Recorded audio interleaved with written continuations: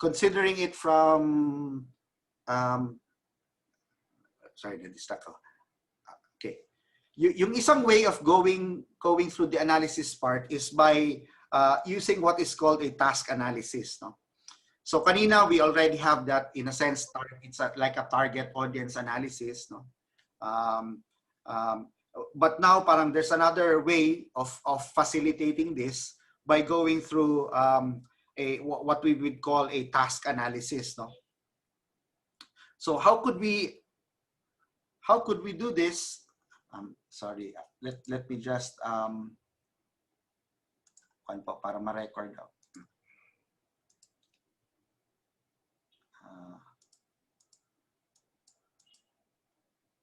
Okay, so sorry, I'll be the one to record na lang. I'm recording it right now.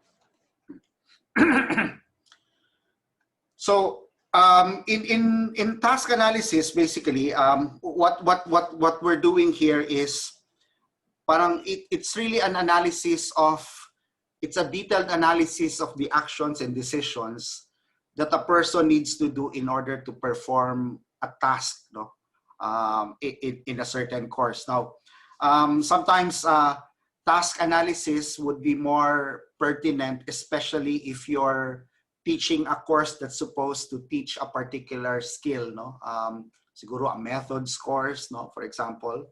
Pero yung isa naman, yung topic analysis, which we will also discuss after this, no, is something that you could use just to identify and classify the course content to be given out. No? So in task analysis, no, basically it helps us parang create a learning course that could be centered on performance tasks that you can do. No? It is focused on the acquisition of skills. No? It is focused on building, for example, learning scenarios, no, that people can do. So I don't know exactly parang which discipline could be most helped by it. No? But siguro parang the more technical courses, as I said, could make use of this particular method of going through the analysis part. No?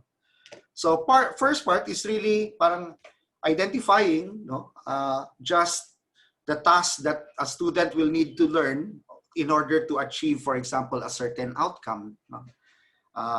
And then the next task, the next part is really to classify those tasks. No? So halimbawa, tasks could either be what we would call procedural tasks, or they could be principle-based tasks. So by procedural tasks, we're saying that these are tasks that could be performed, no, by observing or executing a sequence of steps, an ordered sequence of steps. No? So kailangan do this and that to be able to do that. No? Or it could be a principle-based classification, no? Wherein these are the tasks that wherein you need to apply decisions or judgments in different situations, no? And under conditions which could shift, no? Over which could change every time, or which could change depending on the situation. No? So once that is done, no, in terms of classifying parang which tasks could go this way and which tasks could work that way, no, it's time to break up the task. No? So to break it is to break it into steps. No? So step 1, step 2, step 3. And then the other one, kung procedural naman yung task na yon, is to break it according to guidelines. No? So this is a guideline doing that, and doing this, and doing that. So once you've, parang, so as you can see, parang it could help us in parang outlining parang some of the objectives or the outcomes that we could think of actually. No? So once that is done, no, it's a matter only of identifying the required knowledge and skills to be able to accomplish the tasks that have been broken down into steps, or that have been broken down into guidelines. No?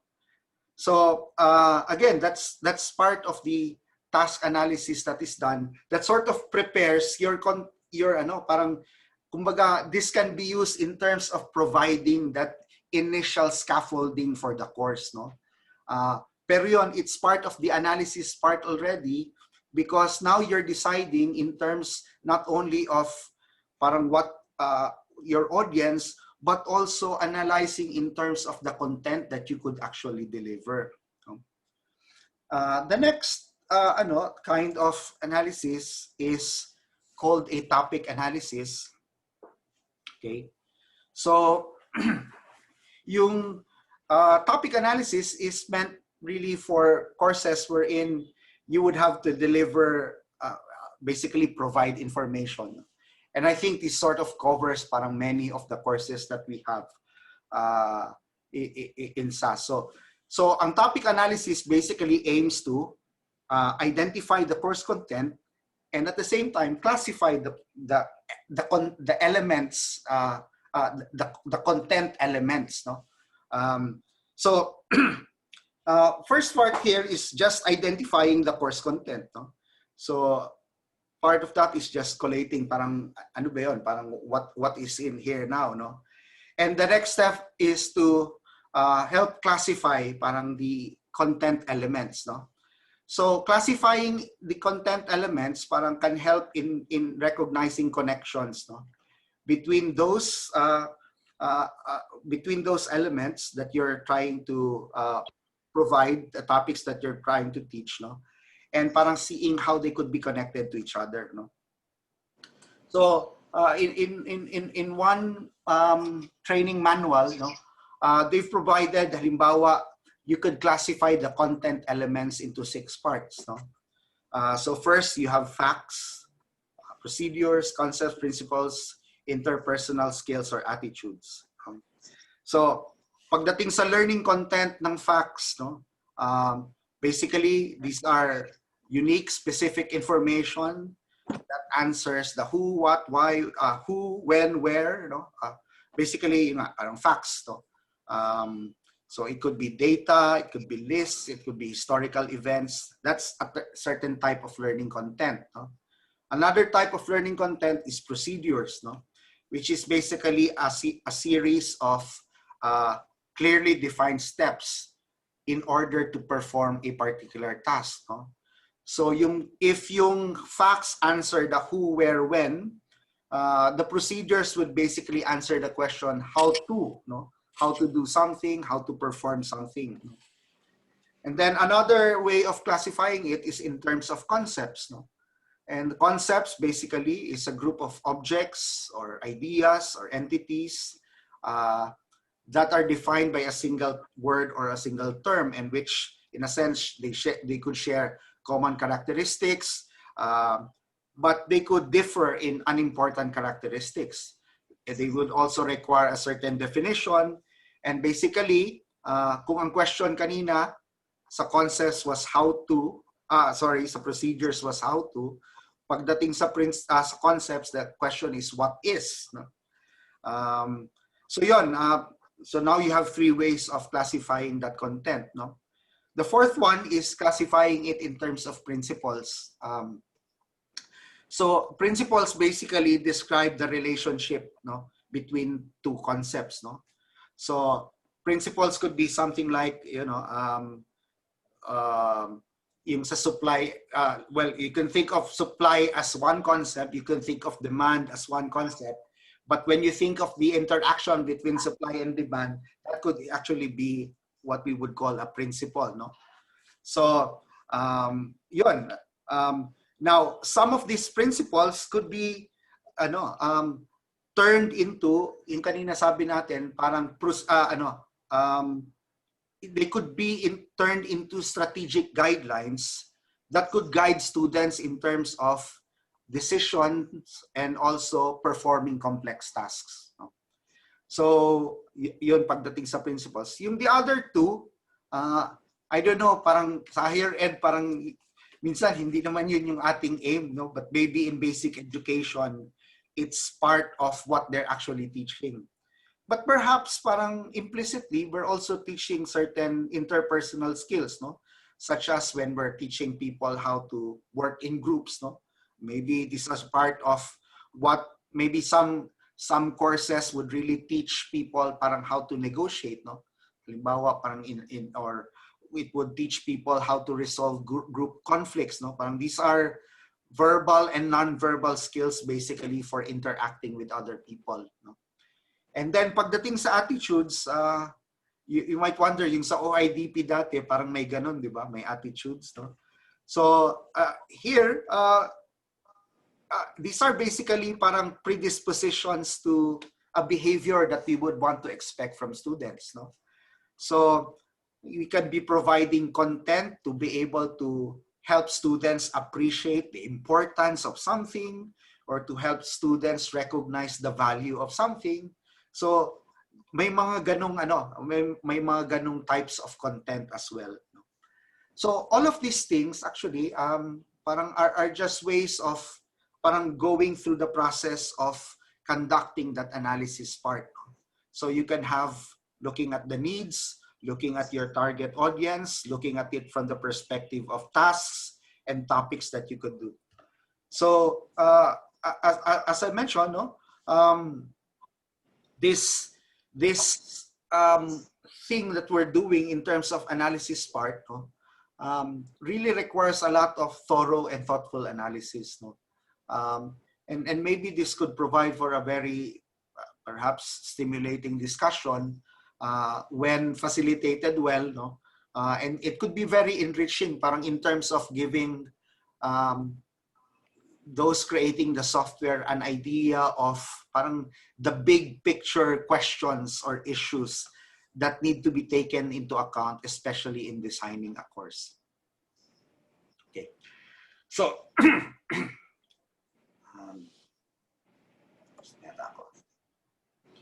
okay, so I'll pause from that and transition to you might have received a shared document from me.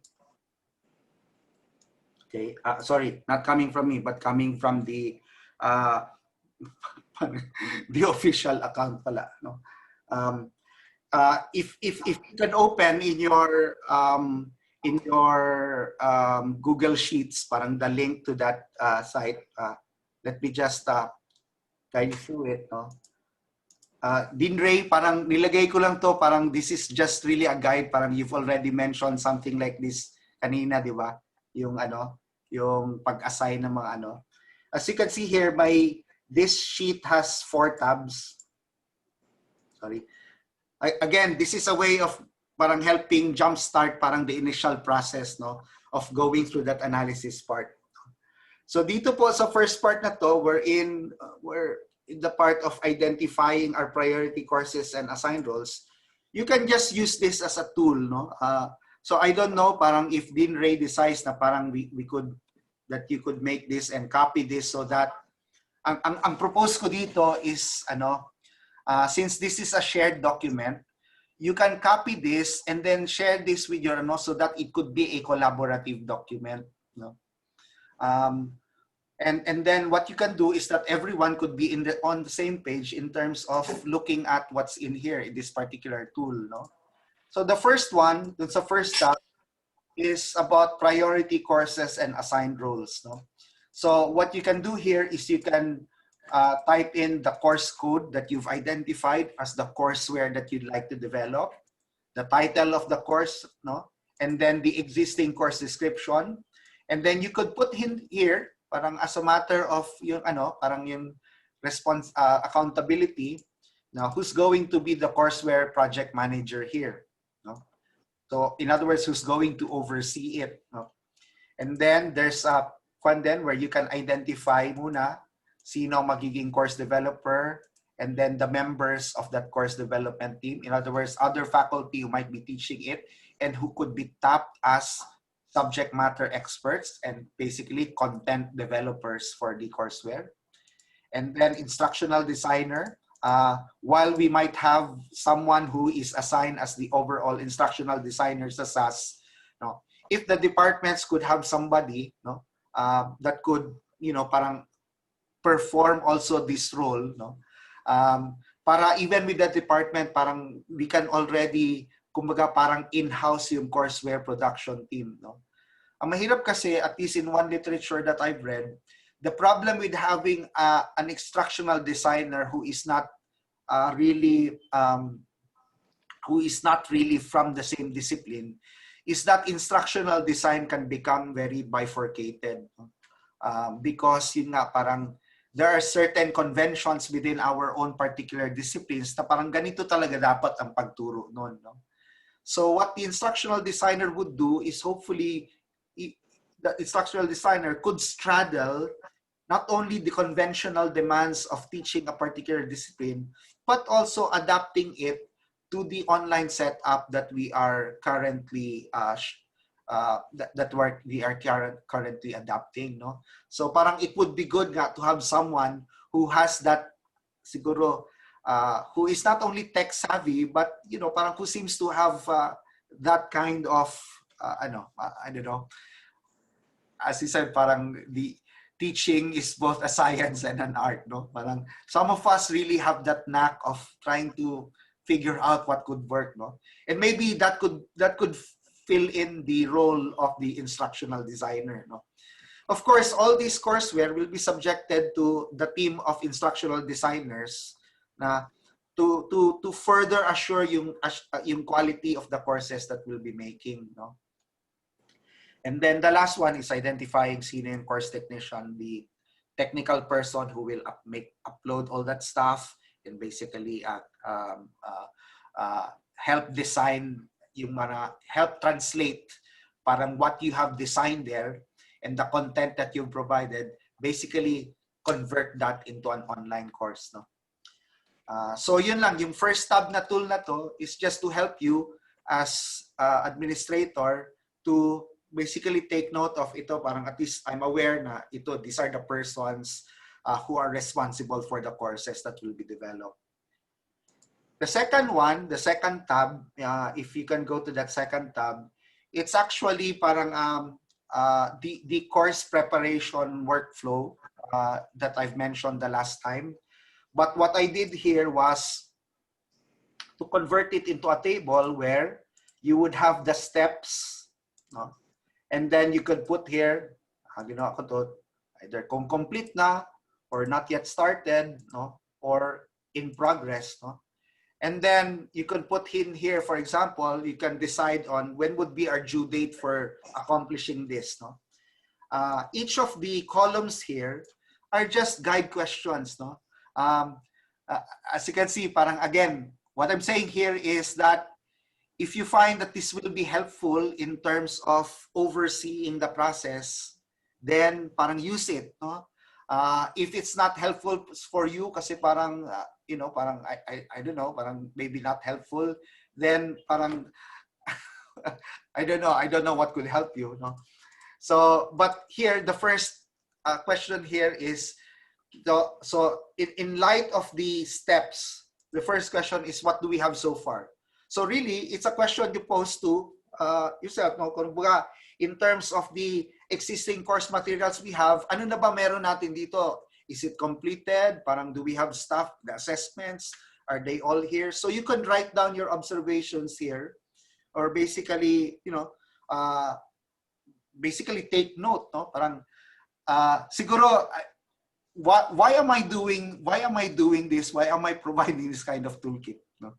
Siguro this is where I betray my own bias, parang as someone na, parang sa anthropology wherein you're taking field notes of the process that is happening. No?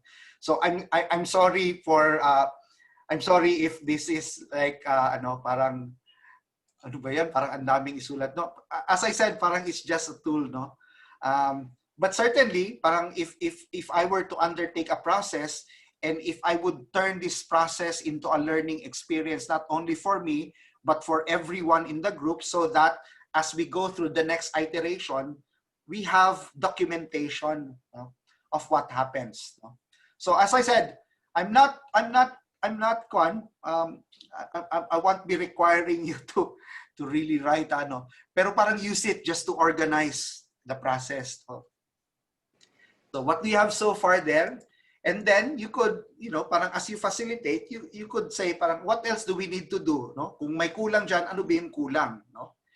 And then here, parang this is where we could assign if we're going to manage it. So sino nga bang person responsible for this? it could be na another specific person, no? Or it could be the course developer, it could be one member of the team, no? Or at least we could say, oh, lahat ng quizzes, ikaw mag-collate, lahat ng mga long exam, ikaw mag-collate, lahat ng mga essay questions, ikaw, so something like that. So you can use this particular section. The other column is for you to be able to just put in some dates, no? Since parang, yun nga, parang part of this is really managing, no? So it would be good to have, kunyari, at this stage, siguro we could set a deadline, dito tayo, ganyan. So that in the end, you could say, balik dun sa start, that you've already completed, for example, everything, no? So those dates are there to just help us schedule, no? And then there's a column here wherein it says, what support do we need? So siguro in facilitating, no, we could ask students, our co-faculty, ano pa ba kailangan natin dito? Ano pa ba? Maybe we have this, we need to do this, but we're lacking, for example, in something, no? So what support could we ask, for example, from higher administration or from other offices, no? So in a sense, parang it just organizes things for you, no? And then, because as I mentioned, we're building the bridge as we're crossing it, it would be good to be able to learn from this experience as well, no? So that we could enhance it further, no? And see parang is this still working, or is this really working, or is this not parang helping us at all, no? Or maybe this is helping us, but these are the difficulties that we just encountered. So again, you could write in there your observations, no, if you want, or just at least something to think about when you're overseeing that particular step. And then, okay, now you might think, parang may reflection, parang nag-ano tayo retreat nito ah. Pero again, this is where I betray again my Jesuit bias by saying na parang katulad sa examen, it's not just a matter of reflecting on what you've done, but it's also anticipating what you could do in order to do better the next time, no? So you could put here your learnings or insights, which hopefully we could share with each other, no? Even within the school or even within the department, no? In terms of what we could have done in order to improve our carrying out of this particular step, no? And then finally, kung may due date man dyan, I just wrote there yung when did we complete this? Kasi maybe sometime, no, we could have accomplished it way beyond our due date. So that tells us something, no? That maybe this is really an easy part, or maybe this has not been an easy part kasi we've gone past the due date that we have set for ourselves. So once again, as a tool, parang it's meant to help organize our own management of this process of developing courseware. But at the same time, it's a way of providing a tool for us to be able to reflect on the process that we are overseeing. And at the same time, parang it's a matter of promoting a certain sense of accountability in terms of parang the tasks that we're doing, no? And then, itong third tab, if you can go to the third tab, since we're all in this process of parang evaluating, analyzing pa rin, this is actually something which I took from yung a planning guide for online and blended learning, no? But I just made a some tiny revisions lang, wherein we could imagine parang if we are to analyze where we are at this point, diba? So maybe this could be another exercise where we could lead our faculty in. So meron dyan, in first column is foundation, emergent, innovative, transformative. So these are, kumbaga, states of where schools would be in terms of online education, no? So, and then dito sa rows are aspects or facets that need to be considered, especially as you're planning for online education. So this could be a good way in terms of gauging where we could be perhaps in terms of how we are faring in terms of this shift to online education in our own departments, no? And maybe parang we could collate this and look at it from the perspective of the School of Arts and Sciences, no? Parang where are we? Parang are we still dito? Parang baka hindi pa nga tayo sa foundation, no? So at least that gives us a certain map in terms of what we could aim for, no? Yeah, in how we could really develop as a school implementing online and eventually blended education in the university. So yun po, parang you could use this also in facilitating with the faculty, parang in analyzing again. And then here's something as well, no, sa fourth na tool, no, a student readiness rubric for online learning. No? So maybe we could lead our faculty in this kind of exercise, no? Or perhaps we might choose to just copy this and then maybe ask the students in our program to sort of accomplish this para meron tayong basis as well, no? And then maybe we could share the data that we collect, no? So that we could have a sense of where students are, parang in terms of their readiness for online education, no? So we have not done this before, but maybe this is something that we could do, no? So as you can see there, parang there are certain the columns there talk about certain aspects in terms of student readiness, technology skills, work-study habits, learning style, connectivity, time management, etc., etc. And then doon sa rows, they tell you from the less ready state to the most critical and ready state, no? To the more ready state, no? Well, you can read through it and basically just identify, kumbaga, what you can do. As I do it, parang halimbawa, pwede mong gamitin na, okay, shade mo na lang, ganyan. Kunyari dyan, okay, dito pa, shade. So again, it's just a tool which you could copy, magawa na lang kayo ng copy para hindi masira yung format nito kasi gi-share ko lang yung document ko. No? And you can copy that and have that as the collaborative document siguro for your department. Or maybe if you choose to create another copy of this, and then that's something that you could share with the students in your program, no? Para you would really have a more, shall we say, parang, ano talaga, parang at least you've conducted a survey of parang where students could subjectively assess their own readiness for for online learning. So yun po, I think I'll end here. And what I've done today was basically to talk about the first part of parang the analysis part, no? Which is crucial in terms of courseware development, no? Basically establishing the context and reflecting on the context of the students. And then the second part is where I've basically shared parang a tool which hopefully we can use so that parang we could be, parang it systematize parang our overseeing of the process. So I'll stop here po, and then if you have questions, concerns, that you'd like to raise, parang I would be very much willing to listen and try if I can clarify, and perhaps parang maybe we could decide in terms of things that we might have to change, parang if it's really something that seems to be pressing.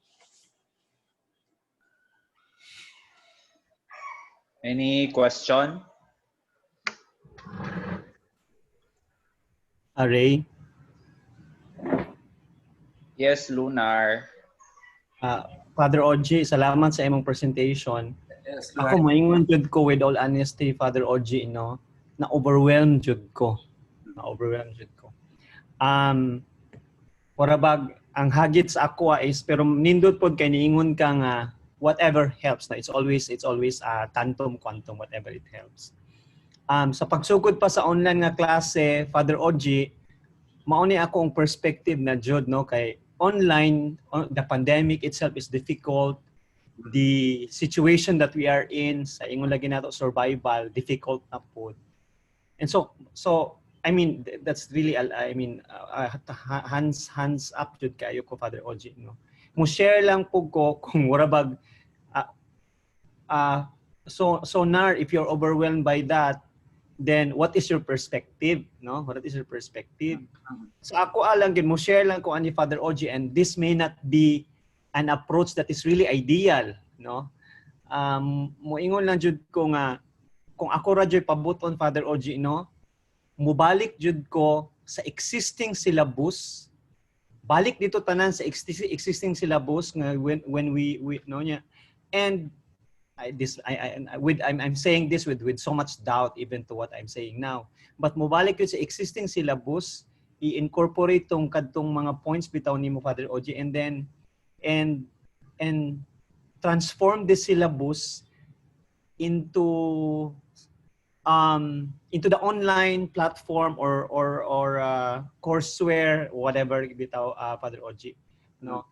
So kay kung maano mo ang syllabus magud medyo kapa namo gamay maragin ana gani, and then kay even I must say that OIDP is very good, no. OIDP is very good, pero sa ako ra gyud unta kung mobalik lagi ko tong una syllabus butang isa ka column, online approaches, online strategies ara ginana gani. Kay kung even sa IPP nga syllabus na ana po dito ang context, na po dito inano, so maulan na ako ang kuan Father Oji, and I hope you understand where I'm coming from, no. But of course, no, we will really consider this. This is really a comment from a person who is overwhelmed. Ora ginana Father Oji. Siguro kay wala pag gid minitugsong, no, it appears to be overwhelming, pero that is where I'm coming from. Salamat Father Oji. Thank you very much, Nar. No? Yung nga parang every time I think ito talaga, that's in a sense I understand. No? Kasi we're sort of throwing the content, no? Parang providing information. It could really be very overwhelming. Kaya I'm just presenting parang all of this. No? Pero in terms of what you've actually said, na parang we can go back to the syllabus and then work with that, no. That's actually that could still be something that could be done, no. In other words, from the syllabus that you have, sige, parang review the learning outcomes there, tapos check, tapos ang kon kasi dito dahil i-develop siya courseware, kailangan talaga na makolate mo yung detail nung kumbaga may strategy ka na identify dun sa syllabus kasi it's just a blueprint, no. Pero kung ano yung ibibigay mo kasi sa the one that will develop it, kailangan talaga meron na siyang laman no.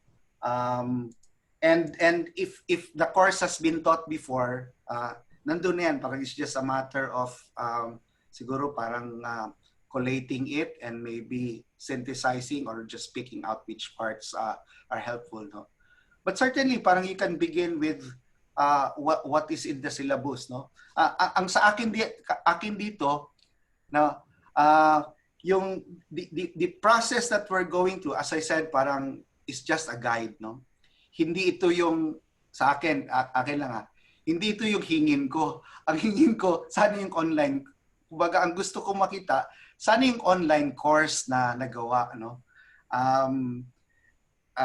So in other words, parang if you want to systematically do it, parang it could be done this way, no.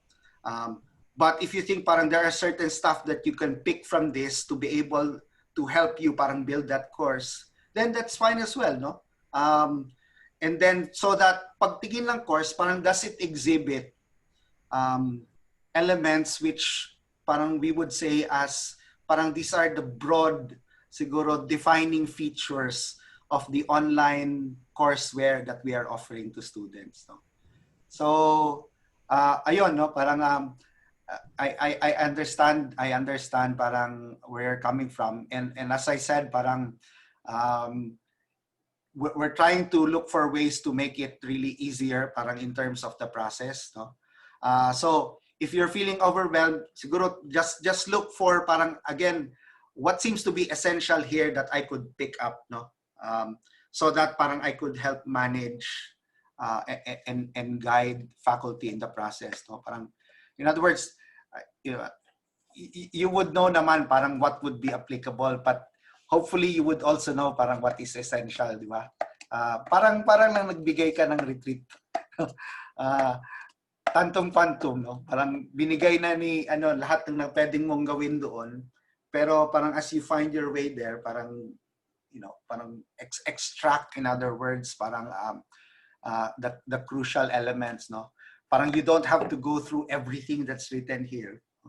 Pero extract kumbaga the principles that we are sort of emphasizing in the process. Okay, pwede ba yun, Nar? Okay lang ba yun? Salamat, Father OG. And I think kana nga mga pamulong kuan kaayo, consoling kaayo, no? We waste dito sa tantong quantum na not everything na kanitanan. So kay mo tanaw unsay okay ko ka, Father OG. Salamat. Sa giingon lagi nimo, at the end of the day, dili kani kay kung kani mi ma-focus mi ani Father OG, no, mao ni imong pangitaon sa amoa, kami daan di namin ma-motivate. I will speak for my own, no, kay warag dili ko makaspeak sa uban.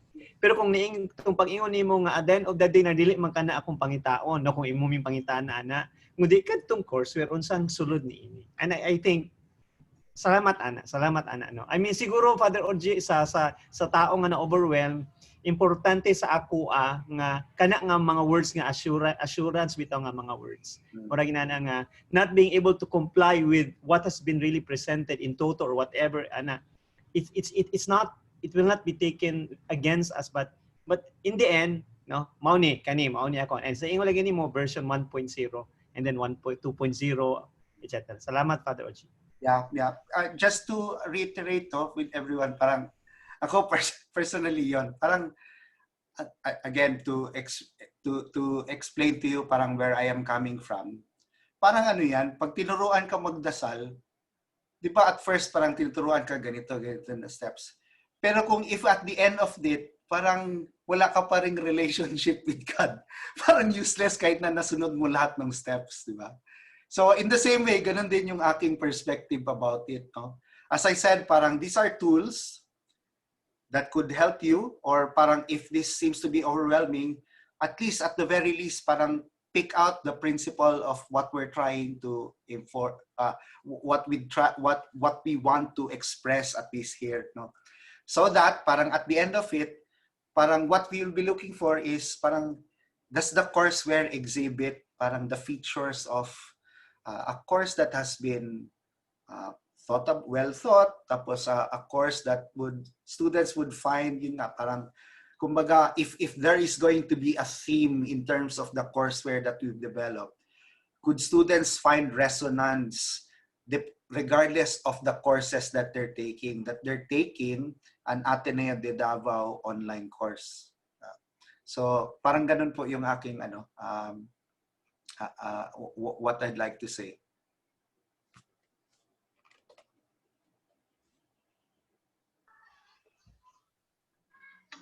Father, clarification lang po, Father. Ito sa content preparation. Yes. The first column, ito ba yung specific tasks that we are supposed to do to be able to start the courseware development? Yes, parang just to jumpstart it, parang okay. Just collating materials if you have the syllabus or anything. Kasi something that you could already work on, di ba? Kasi that's the matter that you'll be working with. Kasi basically, in terms of the deliverables, so first you have to collate and review existing course materials, and then you do the sort of the needs analysis, and then from there you make the learning course topics and the learning outcomes, and then for each of these learning outcomes you are going to have the assessments, and then you develop also assessments for online, and you have the first draft of the course design blueprint with the assessment, and then you have the weekly activities and materials. Okay. So ang Conray is just parang 'di ba? Parang it's helping parang people sort of guide so that we can just you know parang addressing parang what Luna mentioned. So that more or less we'll just know parang if we are moving towards it, no. At some point yun nga parang and here I am parang again speaking of the importance of parang a certain structure, because the structure just helps us parang regulate muna how it's done, no. So in other words parang if you take a look at the basics of it, parang it's really just basic structure, a basic structure after another, no. Kasi Father, parang hindi ba siya parang yung syllabus that we have at the moment? It's just that meron tayong in terms of the activities or the assessments, may dinagdag na on related to online. Actually Parang syllabus naman siya. Yeah, kung nandiyan yung syllabus mo, all you have to do is just to review it, di ba? Oo. Tapos yung make sure lang that the content is really spelled out, because para pagbigay sa course technician, hindi na siya magwanda nung ilagay niya lang. All the nitty-gritty, once you've done that, mag-upo ka na lang yung faculty mo, tapos let the course technician work on it, tapos and deliver it back to you. But the course technician can't be expected to, kunyari, ang nakalagay dun strategy, may quiz, to think of what quiz to take. No? Pero kung meron na yan, so in fact, parang actually, parang it's there, parang, but you don't have to reinvent the wheel. Parang it's just a matter of saying na parang I've done this, okay. Parang you don't really have to go through the steps from scratch, in other words. Kasi we actually have the syllabus, diba? Yeah. Or SPAC na yung mga tao. And it's just a matter of saying na, okay, natapos ko na to, so therefore ito, tapos na. In fact, parang pwede nga sabihin na, actually, natapos ko na to, pwede na naming i-turn over yung content kasi na-evaluate na namin ng mabuti yung ano, no? At least to see whether it's really suited for online learning. Yun lang naman yata yung naging difference dito no? Kasi right now, parang the content that we have, parang we're just taking into account parang what could be best practices in terms of converting it online, no? But we're certainly working with something that we've already done before. Yeah. Diba? So in other words, parang actually parang if you scratch away parang all the input that I've said, actually madali na lang siya pag tinanggal mo yung pag tiningnan mo ulit yung nagawa mo na, ito na pala, parang ito na lang kailangan kong baguhin dito, ganito, ganyan. May dadagdag lang. So, the steps have just been outlined so that para makita lang yung actually the systematic way of going about it. Kunyari, if you're really building a course from scratch. No?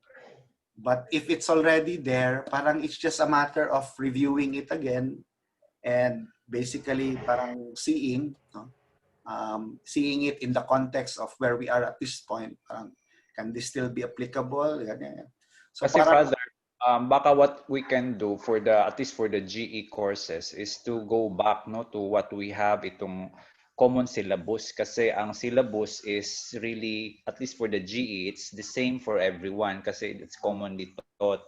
So baka we can start from there and let's see kung ano ba yung kulang, dagdagan based on the itong list of the sort of mga tasks that you have identified here sa content preparation. I think that could be the first step. So kasi in terms of readings, ando naman, it's just that hindi na siya OIDP, no? Kasi ano na siya, more specific, more weekly. Yun din naman yung ginagawa natin sa syllabus, 'di ba? Weekly yung planning natin for the classes. So I'm sure departments offering the GE courses have already the available syllabus, no? That was developed when it was when we offered the after the K-12 implementation. Yeah. Joval expressed there na I agree with Lunar, this process is a bit overwhelming. To help Tessa this feeling, is there a model courseware, an example courseware that we can examine? As Lunar said, most of us are probably coming from the syllabus, IPP syllabus background. We need help to transform such into a courseware. Most of us also work with textbooks as main reference for the course content in our classes. Do textbooks have space in the courseware? To address that, in fact, as a matter of fact, it will make your life easier if you already have the syllabus. If you have a textbook, it's easy kasi actually madali na lang yung pag-identify ng learning outcome kasi sa textbook nakalagay yan. Usually may mga quizzes dyan, you know, parang it's just aligning, kumbaga, what is there in the textbook. No? And then parang that's when you decide accordingly, parang could this be placed in, for example, given the time and the given the content that you have, or given the time that you actually have in delivering content online, parang could this be applicable, and so on and so forth. In other words, parang if you have those resources already, it certainly speeds up this entire process, no? And all that's needed is just to compile that and turn that over to the course technician, no? And you don't have to worry about the technicalities of it. Parang if you already have that na ano, no? It's just a matter of reviewing na lang basically what you already have. So yun, parang I think this might seem like overwhelming if you're going to start from scratch, no? But if you already have that, kaya nga lagay ko doon na if you have the syllabus or the OIDP, everything that you already have, this speeds up. This can be done parang quickly, no? Yeah. I don't know. Father Oji. Thank you, Father. Father Oji. Yes, Mark.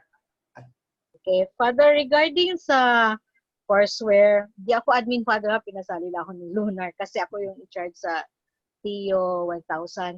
Yung tungkol sa anong klaseng platform itong courseware, Father? Is it in Diagler? Okay. Kasi like for example, right now we have that in Diagler, no? So probably we can make some revisions na lang kasi nga may mga other topics na para sa, for example, for me this is the essential, for another faculty maybe not essential, and so probably in our brainstorming we can come up with our what we call the departmental essential topic for the course, and then kung nasa Diagler siya, and then that would be easier na siguro pag come up nung online, Father. Nagtataka din ako, what's the difference between a course technician, an instructional designer, and the course developer? Parang ganun, Father. Kasi parang if we, like for example, some of us are already into the system provided by the university or in Google Classroom, so what would the course technician do pa kung sakali dito sa courseware na ito? Yun lang, Father. Sorry, walang video, Father. Medyo problema ako sa camera. Ay, okay lang, Mark. Thank you very much for raising that, no. The question of the LMS to be used really is a question that ought to be determined by the course design, no. Parang it's not technology shaping what you can teach. It's what you teach that will shape the technology that you'll adopt, no. So in other words, kunyari, if at this point parang you've more or less developed it in Diagler, parang I think what needs to be done is just to reevaluate what you have in Diagler, no, and then parang to teach everyone. If everyone sees that this is the best way to be able to teach this course, then just to teach everyone parang how to use it, no. So in other words, you know, parang yung the process that we're articulating really is for those na parang will be starting from, kumbaga, these are the steps that you take. But if you already have that, it's just a matter of evaluating again yung instructional design, parang looking at parang how content is being how instructions, for example, are being communicated, na parang halimbawa in a typical module, parang there should be the instructor introducing what the module is all about.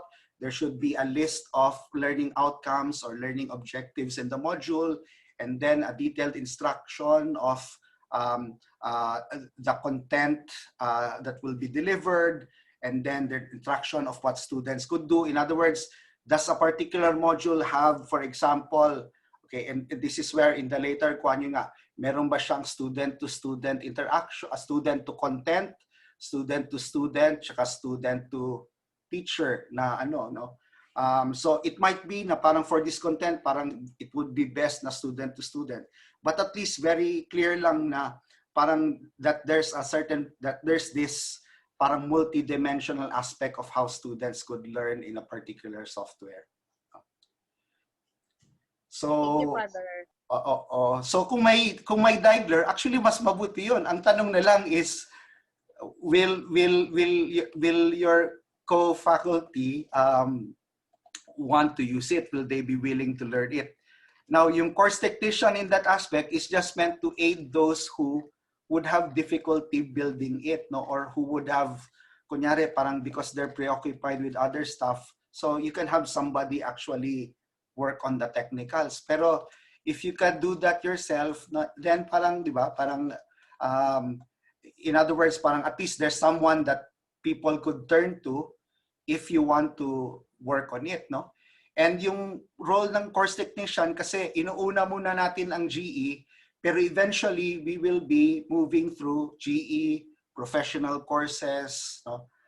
With many sections, and then yung professional courses catering only to one section, no? So down the line, parang ginagawa yun. And then once that iteration is done, we go to the next step of evaluating again, no? And so on and so on. So parang it's just a loop that just continues and continues, parang in different iterations, parang so that yung nag-upgrade lagi yung courseware na yon. Sige. There's a question.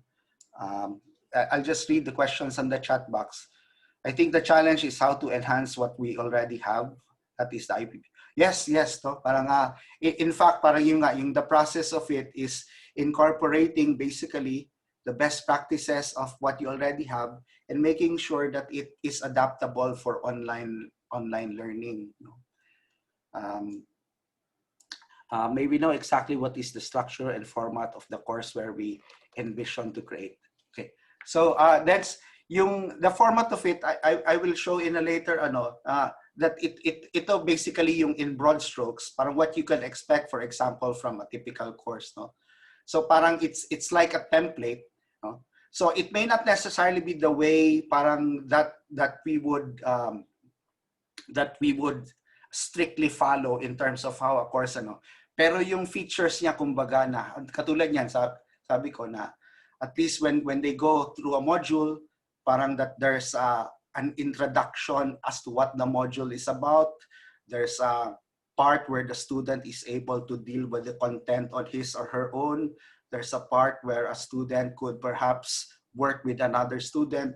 And there's a part where a student could work with the faculty, whether that means faculty delivering a lecture or whether that means faculty just evaluating a student's output.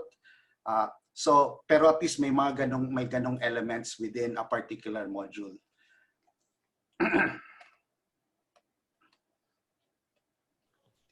Father Oji, Mildred.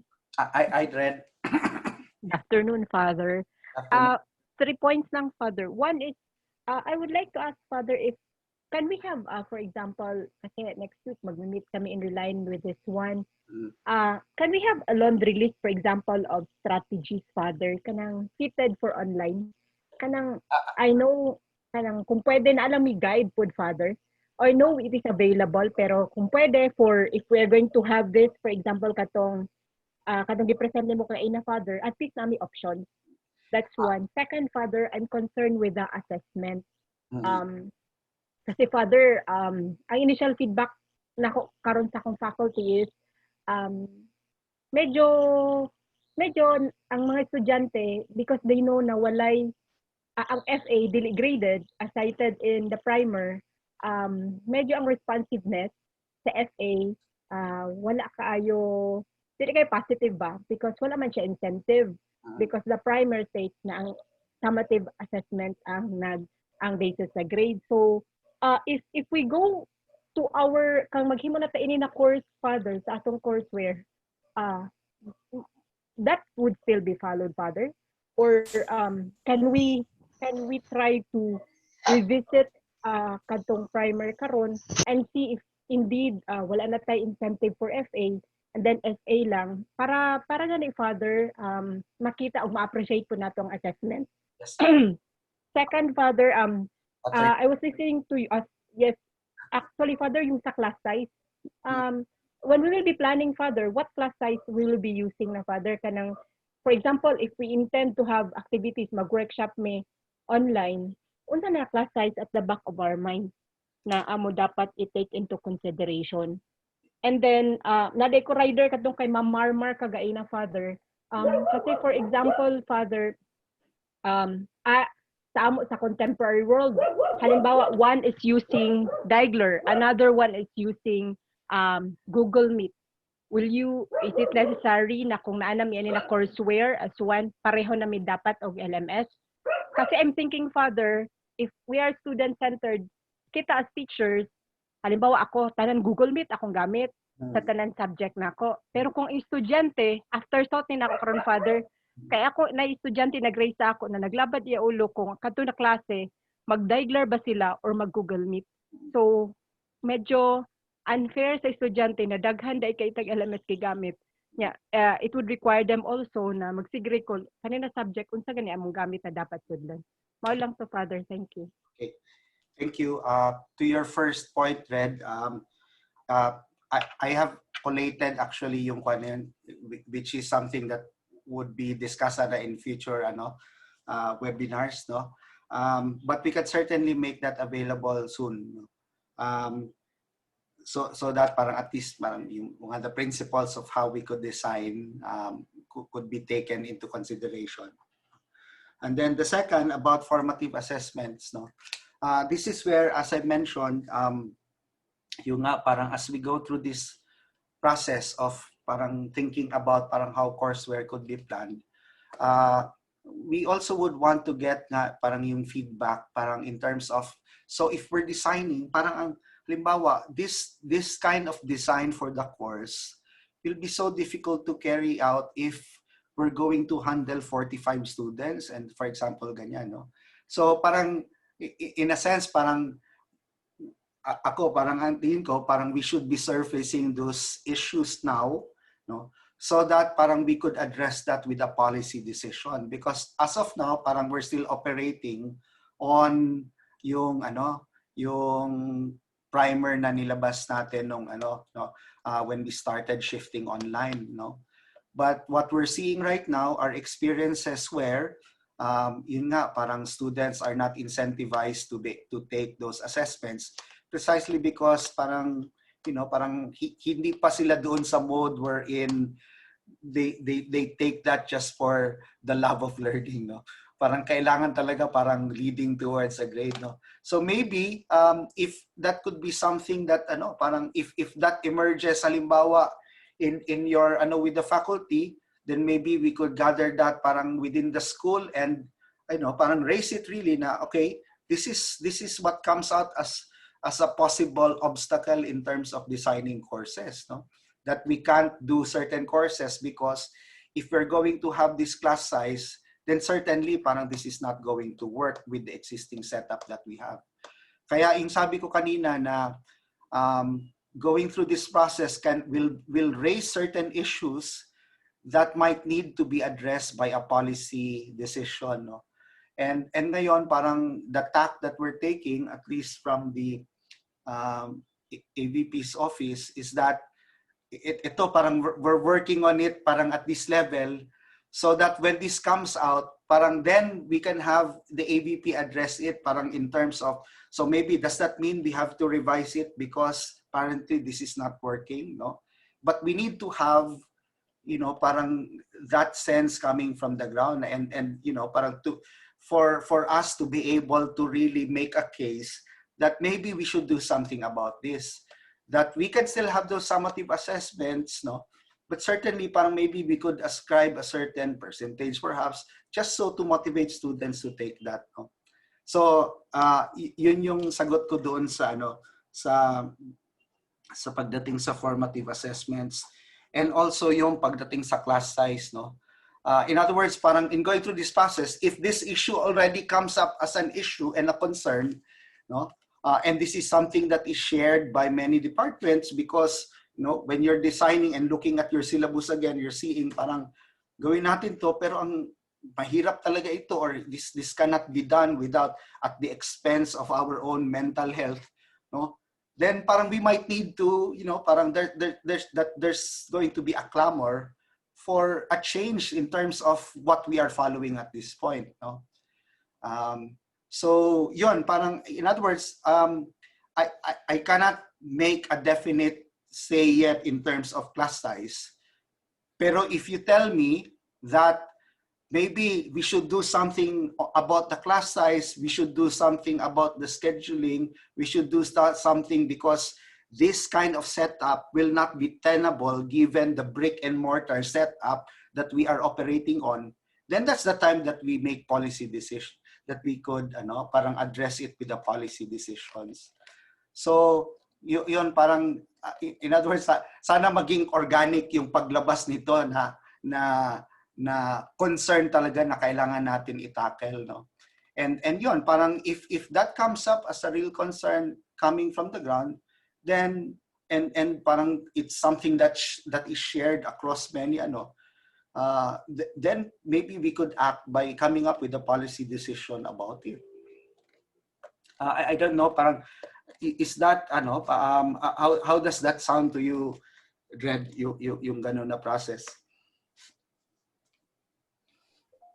Okay din, Father, para baka kasi that is to validate whether our observation is also true to others. Yeah, I agree. Yeah. Salamat. Kasi kung kailangan talaga, di ba? Parang bakit natin pilitin na 45 students tayo? Parang we will kill ourselves over individualized feedback kung yun ang gusto natin gawin. So, yun nga po, parang I think in going through this, parang we're sort of parang bringing up things which really need to be resolved, because it's coming out at least from the level of where we are working at right now. This is kumbaga on the ground, this is the reality, no? And therefore parang our policies should support parang what is happening on the ground.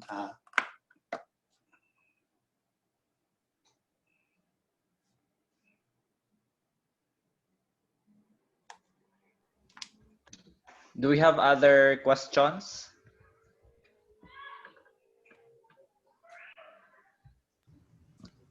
Father, Lunar? Dali lang kayo ni Ray na medyo kanang scenario making lang, no, kay kani warag ang trajectory gyud anin, di ba? We are trying to explore ADU, Open University, no, and at the same time halimbawa mo balik na sa ginatawag natog normal, kuan na kanang balik na ang face to face, no, unya. And kung kani nga atong ginadiskussan karon naga-open po ta sa ADDU OU in ana, so it has something to do also with loading, di ba, sa mga teachers, Ray. So unsa man ni face to face na, but at the same time naka-estudyante nga naa sa virtual po right na. So dili siya question, Ray, pero kaning ingon ni sumpa adtong kay Mildred o gisulti ni Father, mga scenario making bitaw nga unsa ang mahimong picture ni ini, no, in terms po sa loading sa faculty. Salamat, Ray. Yeah. What do you mean loading sa faculty when we go to when we make the courseware? No, no, Ray, kanang sa future na, Ray, kay halimbawa okay. Kani Open University po ang trajectory lang ni dili lang man ta nag-respond sa pandemic, sa epekto sa pandemic, di ba? Mubalik na ang kuan face to face, so that's usually our normal loading, no, face to face. But at the same time kay warag ang trajectory nato dili man nato walaon pud nga platform na kung mag-Open University ta. So kana lang, di ba? So ang scenario, ang faculty aduna siya face to face class na load o napod siya online or within ba sa isa ka section niya na ay online siya nga estudyante napod siya face to face. So ana ra rin. So it's more Ang one on possibility manggod ana Lunar is we will have blended learning. No? So there might be courses, programs that will have blended learning, no, in terms of the OpenU na kaning project. But of course, the OpenU plan is, it depends also on the department. No? It depends also on the program kung go into sila sa. So it's not like an imposition to all the academic programs na mag-online, mag-OpenU tanan. So there will be consultations, of course, which academic programs would like to join, no, the online learning OpenU, no. But so it can happen in the future na baka, well, I think ang low specific, wala pa man gyud siya na istoryahan, no, what will be the, in terms of the loading sa faculty, what will happen. But definitely, if face-to-face classes will already be allowed, and then we have the online classes as well. So one possibility is there will be blended learning. Some courses will employ blended learning. Tama ba ko, Father? Let me answer, Dinray. So kaya nga yung pag-design natin ngayon, may certain structure siya, yung halimbawa within the course that is being taught. Kasi if at any time we revert to normal, in other words, yung student to faculty na part ng course mo would be the ones that you would be conducting face to face, no? So pero you've already established na certain parts of the course that you'd be teaching could actually be done by the student even outside of that need for face-to-face interaction. So kaya yung sinabi ni Father Joel na ang future natin as a university, the norm of instruction will be blended learning, no? Pero yung blended learning is actually an offshoot of the courseware that we are making, no? Kaya flexible yung courseware na ginagawa natin because it can be made available, actually, once we do it, it can be made available online, but at the same time, it could also be made available parang as part of that blended learning program that we have. So in other words, the teacher would not be bothered anymore with certain things na dati sa klase niya dapat gawin, kasi these things could already be done by the students on their own online. So when they come to class, that's the time when learning could be supplemented, or perhaps could be supplemented by the teacher, because my part na talaga dun sa course design we're in, this section of what is being taught could best be taught if it is done if it is done face to face. If it is done face to face. Now, in terms of loading, katulad sa amin din rin, hindi pa nga nakakuha yun, no? Pero ang kuha nun, parang, in other words, parang if you're, I guess, parang if you're teaching a course, ganun pa rin, parang you'll still parang every course, whether it's an fully online course or whether it's parang still needs the same amount of, at least would entail the amount of time for teachers. But if a courseware has been developed, imagine this scenario, wherein kung develop niya yung courseware and kunyari may load ka na yung isa, you'll be teaching it fully online. In other words, yung load mo wherein you'll be spending this number of hours, that could be something that you could allot na lang for that, kasi all the other things nandun naman eh. And all you have to do is just to enter into that portion wherein parang there's going to be a student-faculty contact, no? So, but it's still part of the course that you're trying to teach, no? Parang it doesn't, walang na parang mas lower yung quality pag online kwan ka. Pero certainly, it has its benefits kasi pag develop ng courseware, parang you'd actually have more time to maybe make more elaborate assessments of your students or evaluations of your students. Kasi all the other things which you used to think of and prepare for before have already been prepared within that online courseware. So yun yung parang sinasabi ni Father Joel na yung advantage nun if courseware has been fully developed, that it could really free the faculty for other things. But it doesn't mean na mabawasan yung load mo. I imagine that it's still going to be the same load because in a sense you're still teaching that course. Parang the courseware can, in other words, parang what distinguishes this particular brand of courseware from the other courseware that others universities are making available for their students is that I think yung importance of having faculty still managing a particular course. Hindi talaga siya totally asynchronous in the sense na wala nang student-teacher content. But that's something that's going to be a feature of our courseware. Kaya in terms of the modules that we're creating, merong laging ganong aspect, so that it becomes distinctly the kind of courseware that they would expect when they take an Ateneo de Davao University online na subject or course or even a program.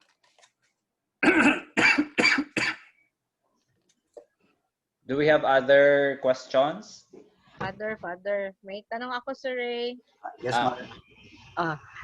So, Father, clarify ko lang. So, we're supposed to implement the courseware that we will be submitting by second sem. And if so, for lack of policy yet, except the current online policy, then as we design the course, then we are still in that perspective of telling the students, kasi as you orient the students, at the beginning of the courseware, that we will still have the formative assessment and the summative assessment. So, gusto ko lang itong ma-clarify kasi nga kung gagamitin na ba ito agad-agad ngayong second sem. Kasi magpa-fast track din kami. Yun, thank you, Father. My answer to that, Mar, is if, for example, this is what we have agreed sa ABP office, no? We will, kumbaga, AVP office will act on parang what comes out from the process that we are going through. In other words, it will make decision, parang yung policy decisions based on what comes out from this process. So, if there is a clamor, that we make a decision about it before the second semester starts, no? Then we could already undertake the process, no? If kunyari parang people feel na okay lang na hindi naman siya pressing at this point to be able to discuss it or to process it, then parang status quo tayo, syempre, no? Pero yun, parang at least it has to emerge from the process, no? Na we're seeing it really as a need that has to be addressed. No? So yun yung aking ang akong tubag dito, no? Na parang it doesn't mean that we have to wait. It means that we could already, in fact, parang if it's something that's really pressing, that could be, we could address parang as or at least start the process of addressing it. Parang if need be, parang in time for the second semester. Or if not, parang at least wait another year, tapos then you implement it. But, everything depends on what comes out. Kaya nga, as I said, parang this is a learning process for us. No? We're trying, kumbaga, we're holding on what as you may have noticed, parang we're not pushing for things now. We're saying, let it parang let it develop, let it parang let it rise, let it surface, no? And if it surfaces, then we address it. So Father, clarify ko lang, wala tayong in terms of time frame, Father, do we have a sort of deadline, at least for the GE, matatapos na lahat ng courseware? Meron ba tayong ganun, Father? Target natin ng working plan, itong sabi ni Dennis, working plan. Yung version 1.0 natin ng GE courseware is as I mentioned yung last time, would be for at least we hope them to be ready by the first semester, yung GE. Okay, Father.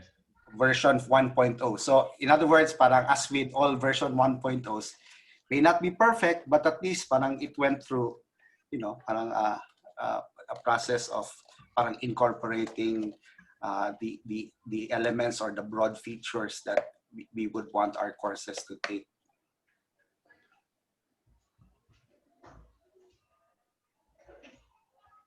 So, Father, first time next school year, Father? No, second sem. Second sem, ma'am. Second sem, Mar, yung version 1.0 ng GE courses. The second sem. O, sige po. The reason for that is because, yun nga, parang if we don't deliver at least kahit na a version 1.0, yung parang what we had promised to the students in terms of parang how we are designing their courses now, it will be difficult kasi parang as you might know from what some students are saying, parang they're questioning the good sense of enrolling in our online programs kung parang if they don't see any change that is happening, no. So I'm not saying we're being held hostage by it. We're saying na parang I think it's fair naman to sort of expect that parang we shifted into it, and so hopefully we could not perfectly deliver, but at least deliver something which could be improved further because there's already mechanism for its improvement. Ang worry lamang gud namo, Father, baka I don't know what we can do at the level of the administration. If you look at the school calendar, ang sem break natin is on October 16. So I don't know if we will be able to finish the courseware before 16, before the sem break, no? Kasi we might have some problems, no? Although not everyone man will be working on the courseware, but in terms of the training, may training pa sa faculty, di ba, Father? Kasi may team tayo na mag-develop, but the faculty that will be teaching the course has to be also prepared, no? So yun yung concern namin. What if here's my proposal. What if we implement it na parang in break a course into phases, no? Kasi kunyari ang first 4 weeks, for example, at least yun parang we could assure na, or first half of it na ready. So parang in the meantime while we're parang inahabol natin yun, but at least it's already kumbaga parang we break it down into something more manageable or more realistic, no? I don't know parang if that sounds like parang more doable or realistic for us. Kaya nga may course technician para patuloy yung so kumbaga meron kang first 6 na and within that 6 weeks you can continue development of the rest of the weeks. Sige. I think that's a very good plan, Father, now. Kasi gradual siya. Hindi siya one time, no, that we finish everything. Yeah. Kasi but let's aim for first 9 weeks, for example. Tapos yung the rest 9 weeks, dun sa 9 weeks na yun yung leading mo to start building for the next half ng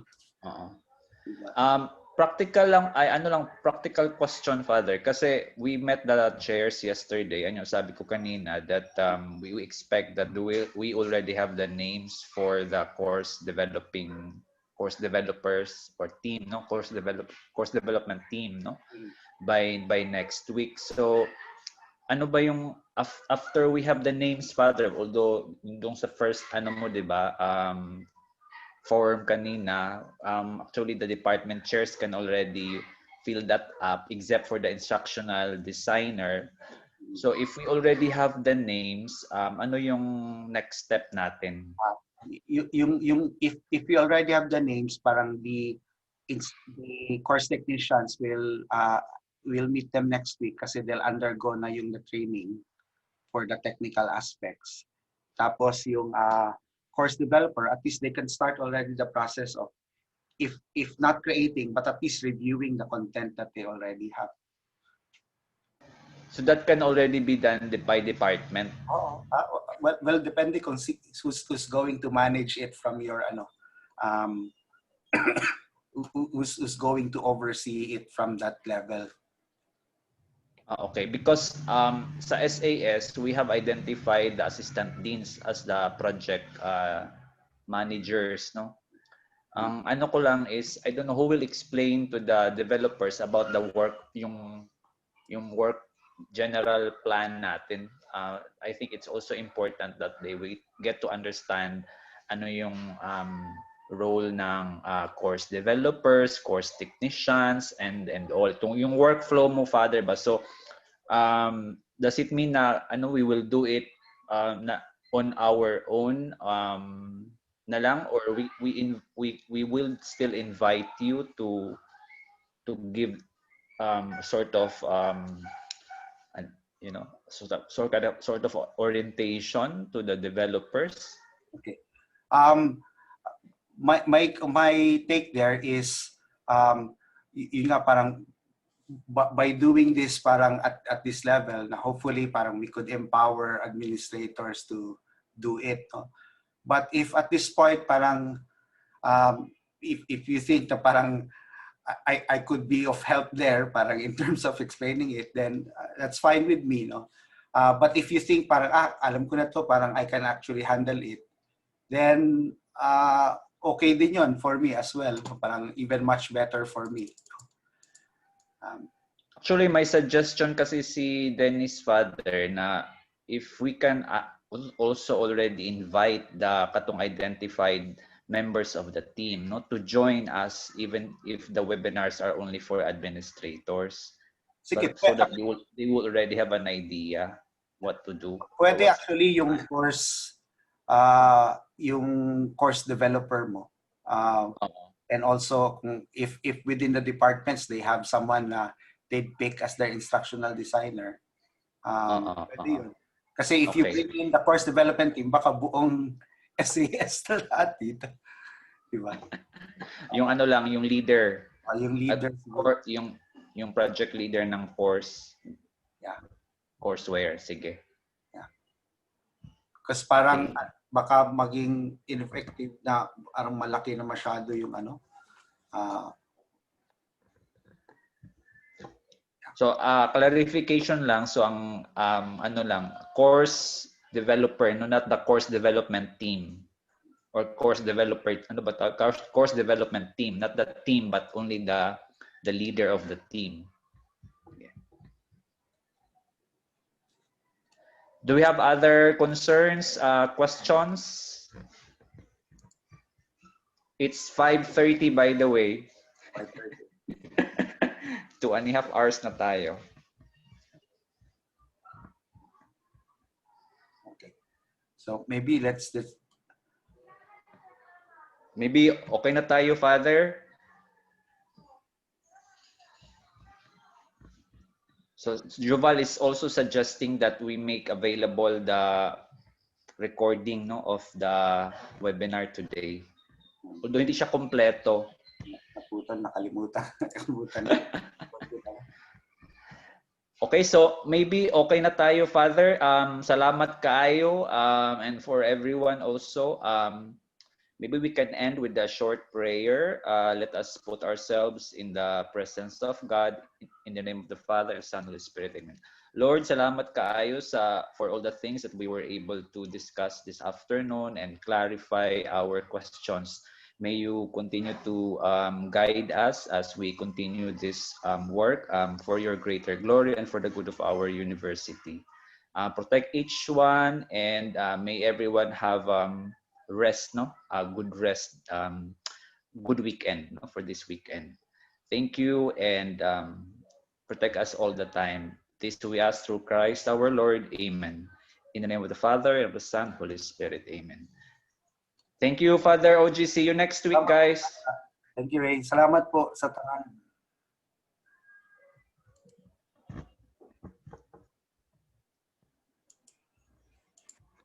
Thank you. Thank you.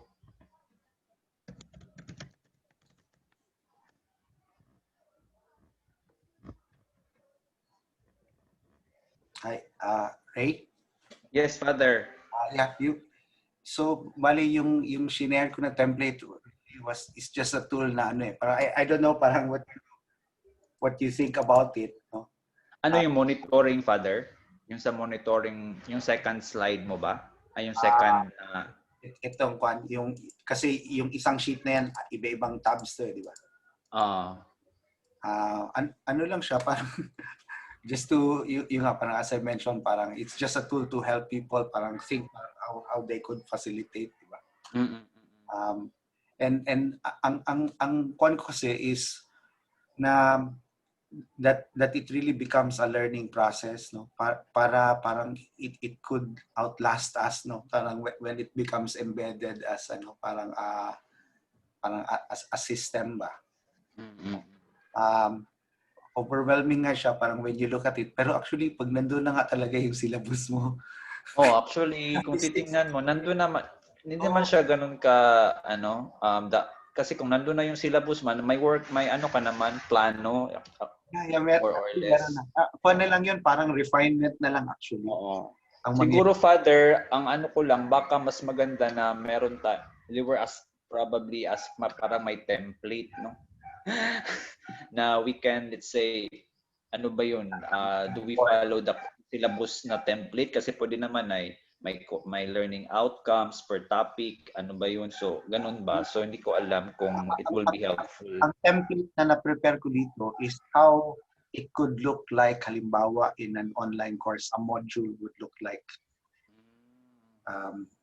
So, that sort of incorporates parang all these elements in a module, which parang you could replicate na lang for each content that you want to teach. All you have to do is to replace nga yung outcomes, and then which one would work best. Tapos ganito, for example here, you could replace the video with your own recorded video, and then so may ginawa na ako na ganun na na template dati sa Diagler yun, no? So yun siya yung concrete implementation kumbaga nito. Na all you do is just replace. Kasi parang siguro ang impression ng iba, apart from the fact na overwhelming, baka medyo very abstract. Baka they would like to see a concrete example na, sige, ito yung gawin mo. Okay, you have let's say, ito yung itong second na Father tab. So you have collated and reviewed the existing course materials, no? So now you are going to identify the needs, no? Target audience and all. Pero ano ba ito, Father? May document ba ito na gagawin or something or concrete output? Kasi ang naisip ko, klaro siya dito sa course topics. May course topics ka na learning outcomes. So one column on course topics, another column on learning outcomes. And then from there, you will yung course topics, gawin mo rin weekly. So if you have, let's say, 18 weeks a semester, so parang ganun yung mo ba? Parang syllabus na format, Father. Pero nandun itong lahat ng hinihingi natin ito sa first column, nandun na yun lahat. Actually, andun na lahat yung parang it's just parang if it's there already, parang it's just a matter of reviewing again, parang its ability. Pinan mo lang na parang this is just how you do it step by step. Kaya and ang kwan nito, parang the questions really here are just meant as for example, for the one who will be overseeing it. Para things to think. Parang manager. Siya yung manager kasi tama. Ito na ba? Ano na ba meron tayo niya? Ginaid mo na actually yung questions that we should be asking faculty when you're facilitating, di ba? This is not, so hindi siya pang faculty. Itong na tab, that is for the manager. Yeah, the administrator. For the manager. Kaya sa admin ko lang i-share. Parang lang, parang it's just to systematize parang how to do it eh. Kasi parang pwede kasi bara-bara ka, pero parang you might overlook certain things.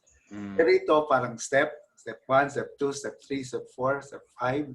And then pag na-con mo na, at least you could be assured na, okay, I've covered everything and maybe this is ready. So we could have somebody evaluate it already. Yeah.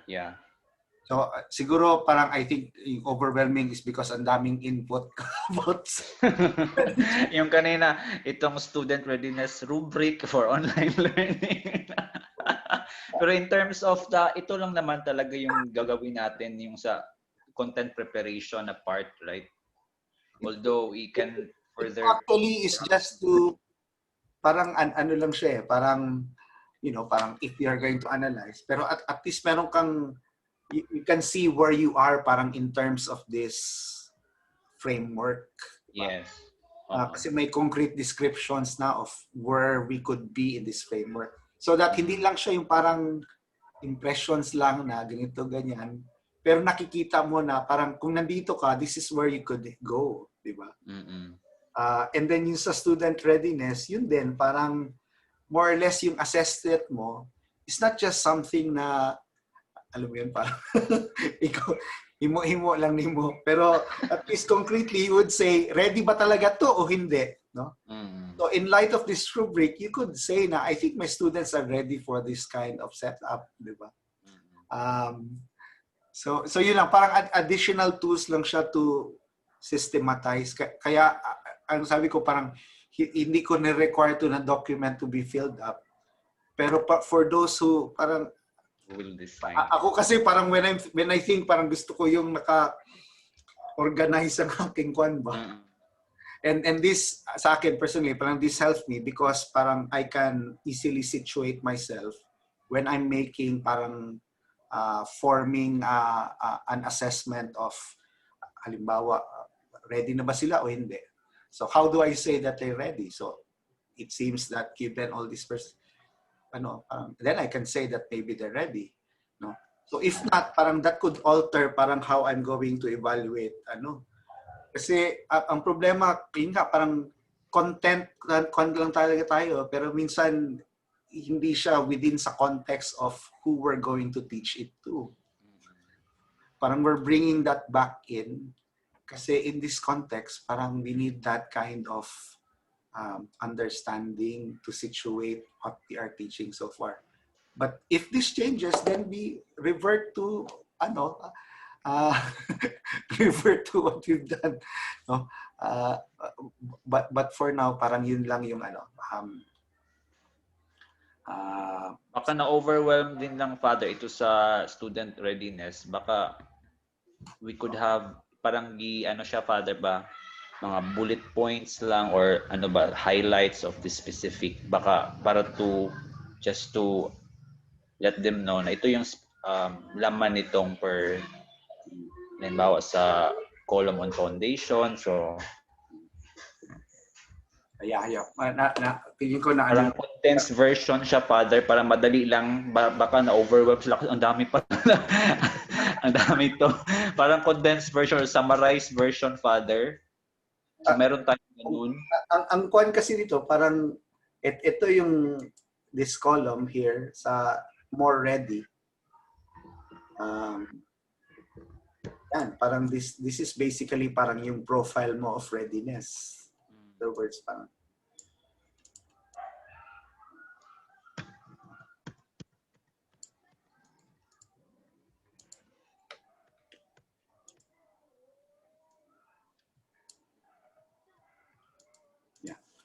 pero ano lang siguro, parang yun, some the more industry use might think na pero yun, kaya sabi ko parang hindi ka parang a required document to be filled up, but just a tool to be able to structure yung further reading. It could help siguro parang when we really want to be systematic. Pero I mean, yung ibang chairs naman parang hindi ganoon ang kanilang style ng management. Pag sa corporate ka, kailangan talaga yung kwan mo, di ba? Programmatic talaga. Ay, nakamute ka rin. Pero maganda yung itong readiness na rubric, Father, kasi lumabas nga sa yung survey na ginawa namin, even among faculty members, there were concerns no about the readiness of students. So maganda ito na basahin din talaga no, and then pag nilay-nilayan no, kasi I think that's a very important concern na lumabas din even among the faculty members teaching this this SEM. Basahin ko rin ito, Father, and then I will see kung paano pala ito ma-digest ng medyo, Parang ano lang. Para hindi siya ganun ka-overwhelming. Ang dami basahin. Just adapt it for purposes which you... Oo. Na-share ko lang sa kanila para ano lang, parang reference, no?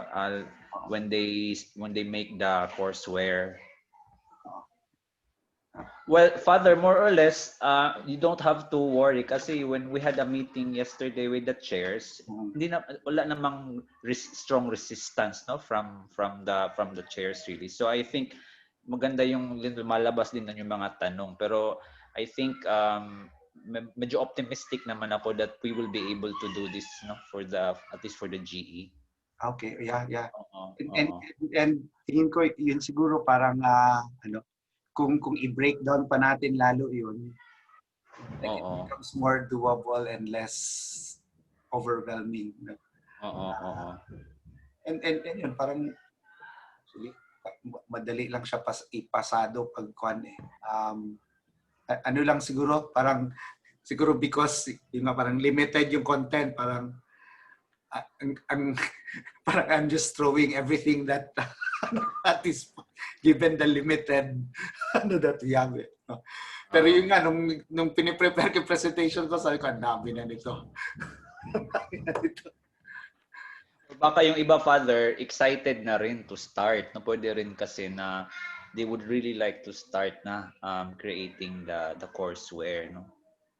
Kasi may mga departments din na medyo advanced, like sila Doris, medyo ano na sila they in terms of the materials they already have them, no?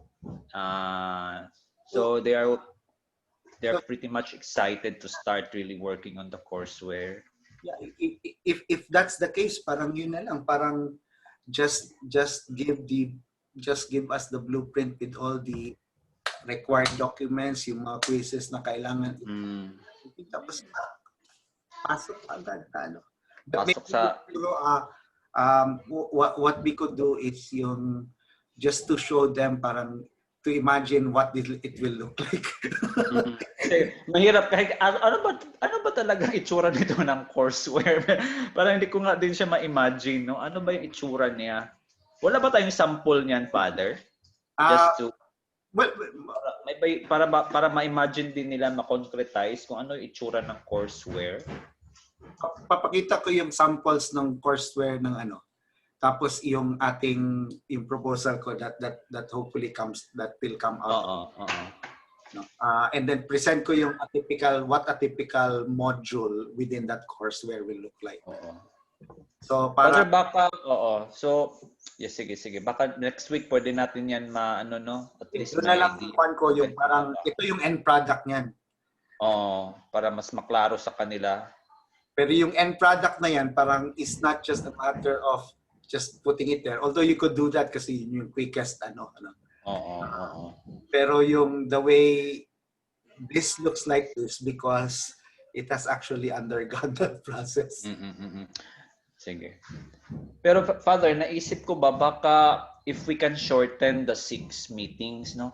Kasi I'm sure ang mga chairs would really already although isa man lang tayo next week, di ba? Friday man lang tayo next week. What if yung proposal ko, I'll just record everything tapos send it up para they could na lang. Then maybe when we meet, na lang question and answer. I-record mo yung lecture mo, Father, and then during the meeting, na lang para at least shorter na siya. Then, questions. Kasi naisip ko baka it could parang dragging naman. Baka it could drag on for kasi ano ba yun? So two meetings pa lang tayo, no? So next week may isa and then the following week so more or less matatapos tayo by mga first week of October yata. Kasi sayang din yung panahon. Baka they can already work on the courseware na rin ba? Oo. Next week, kung tayo, no? Friday yata tayo next week, Father.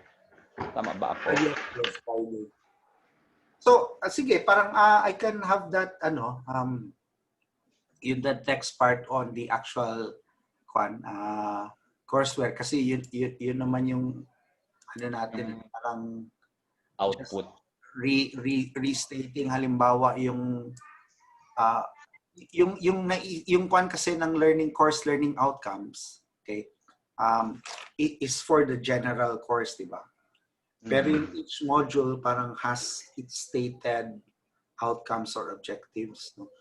So parang part talaga yun, and sometimes sa syllabus wala man nakalagay yun. Ang learning outcomes mo is the general one, kaya kailangan i-parse yun because every module that you make, you will make those specific learning outcomes so that yung target assessments mo will hit that, no? So parang nagbe-break so parts kasi yun yung feature ng courseware eh. Parang bini-breakdown niya siya into sequential tasks. Kasi hindi siya pwede na katulad ng sa atin na general tapos yung bawat turo mo is all leading towards that. Kasi nga ang user experience ng online is you tackle it tapos parang bite size talaga, di ba? Parang kung nag-take ka ng Coursera na course, ganun talaga ka kumbaga, in other words, kaya ng student to process it on his own kasi bite size yung nandun na yung kailangan niyang malaman, tapos he's able to also gauge whether alam niya na to, so that in the end he could verify kung kunyari nakuha niya talaga yung kailangan niyang malaman sa kurso na to. So yun siguro yung matrabaho doon sa pag-develop nung learning outcomes, kasi hindi lang siya course learning outcomes, pero it's actually parang expanding the course learning outcomes in a course into modules that will help attain parang each of those course learning outcomes. Yun yung titingnan ng instructional designer, Father, no? Kung nag-match ba yung niya sa module na learning outcomes doon sa course learning outcomes. Correct. Dapat matuhog yun niya. Matuhog yun siya. Oo. Kasi parang pag hindi siya nag-meet doon, parang anong purpose nito? Bakit? Oo. Now, that would mean na baka kailangan lang 3 or na to be able to hit that. So okay ka na. Yes. Okay ka na. Diba? So, siguro yung nga, parang mahirap i-imagine pag Pero, actually, once we've done this, parang in hindsight, we will say parang, so madali na pala ito.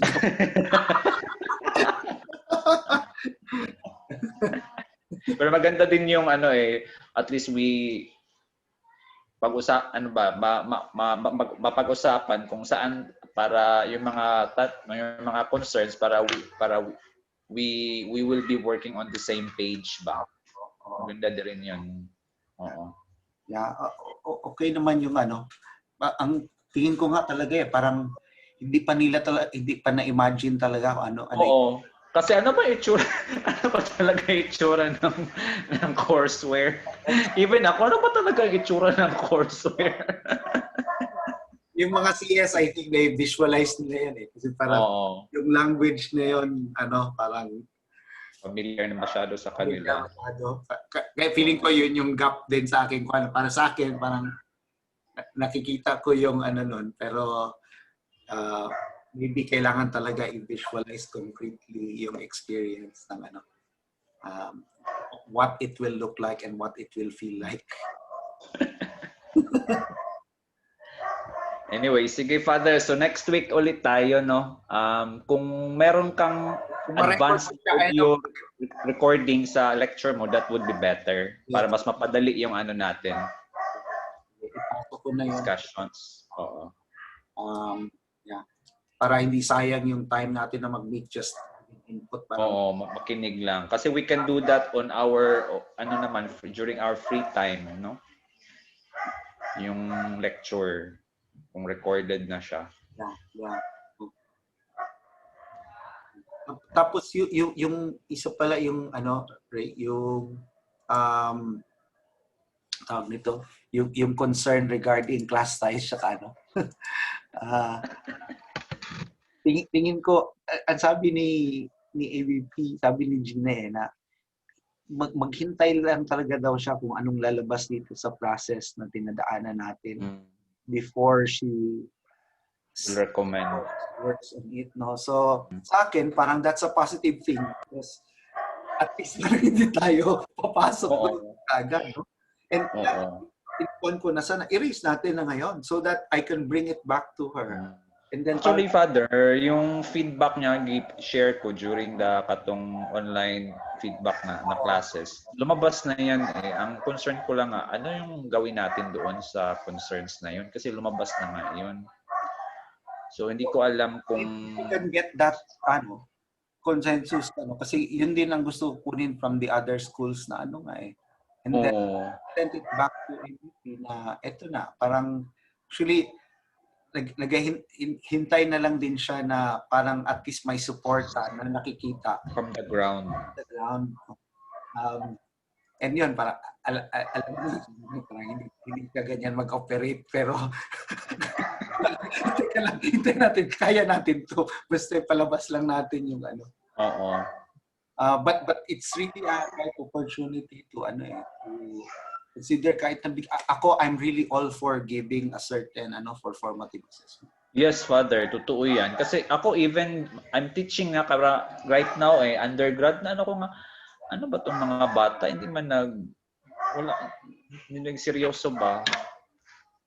So, kahit na may basta at least may may percentage. Kasi, actually, Father, nakita ko nga, siguro isa sa mga reason nga, I don't know, aware ka na we have really a big amount na collectibles from the students, accounts receivable. Kasi nga wala tayong midterms and prelims. We cannot require them to pay.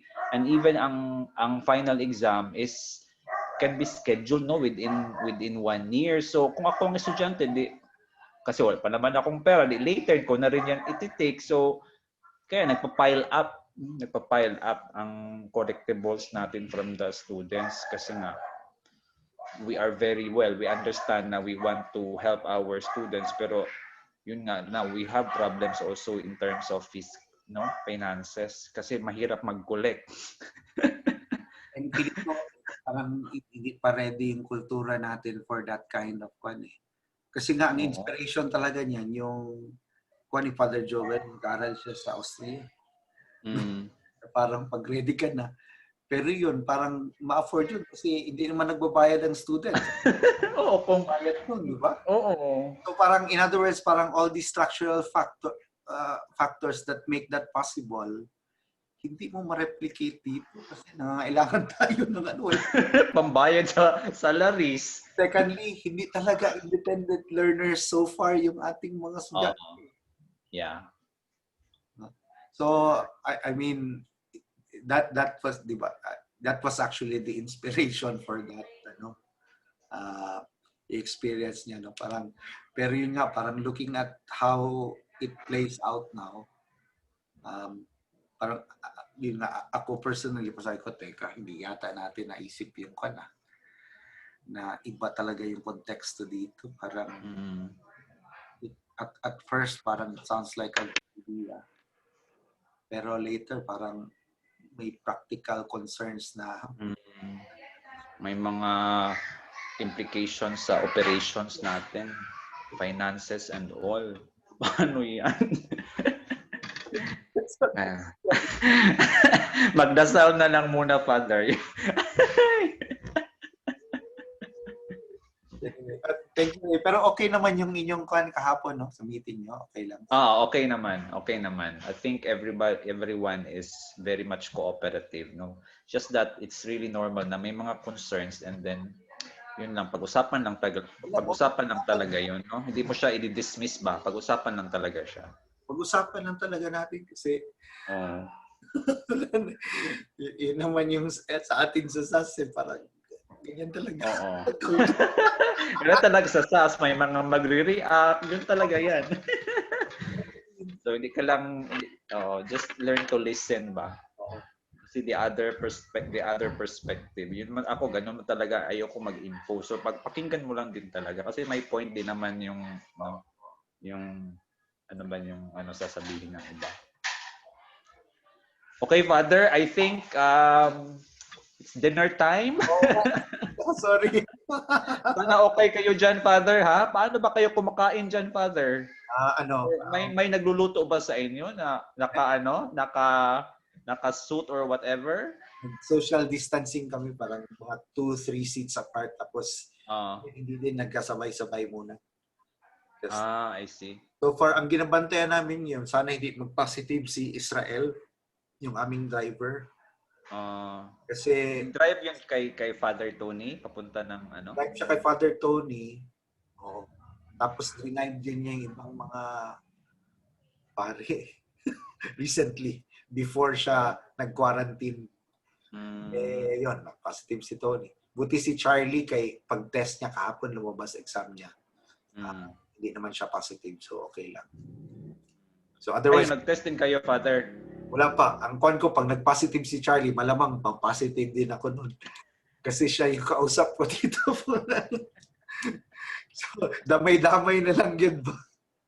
Kayo nag-disinfect kayo dyan, Father? Hindi rin. Nag-disinfect na kayo? Sa public area. So, public areas lang.